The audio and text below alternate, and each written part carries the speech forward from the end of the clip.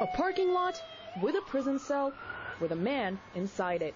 The inmate, Michael Taban, moved in out of his own free will. Michael spent 30 hours building his prison cell. It's made out of plywood and even parts of his own home's rooftop. This generator, strategically placed right here, keeps the cell lit and warm throughout this cold winter month.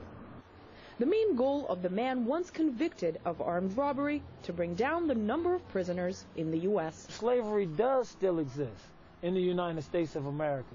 To him and his supporters, enslaved are over 2 million prisoners packing jails across the U.S., a country with the highest prison population in the world. You have to eat, sleep, and use the same restroom in the same area where you're laying your head. That's disgusting to me.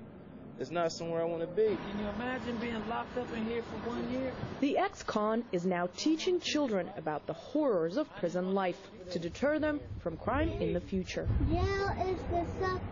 A message reaching these kids, Jail is for suckers. and one that Mike hopes to get across to the masses, writing a book with the same title. From inside his cell, he lends support to those for whom crime is part of everyday life. They dragging me through the system right now, crazy. The self-made convict says one of the biggest problems is American prisons are big business. When you're getting $33,000 a year to incarcerate a human being, it's kind of like if I told you, go out in this parking lot, and for every rock you bring me, I'll give you $5.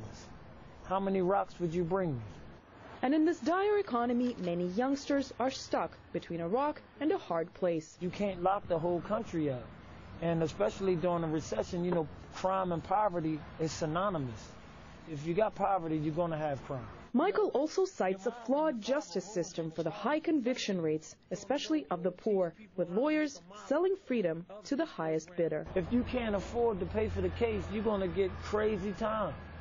Whereas the counterpart that does have money is going to get a little bit of time. Locals are attracted to Mike like bees to honey. In their town, the problem is too large to ignore. 6 and 7 and 800 is getting arrested each day.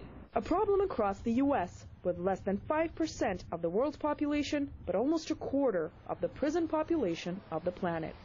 Haircuts are Mike's big talent, a talent he acquired behind bars, where his creativity was born and later led him here.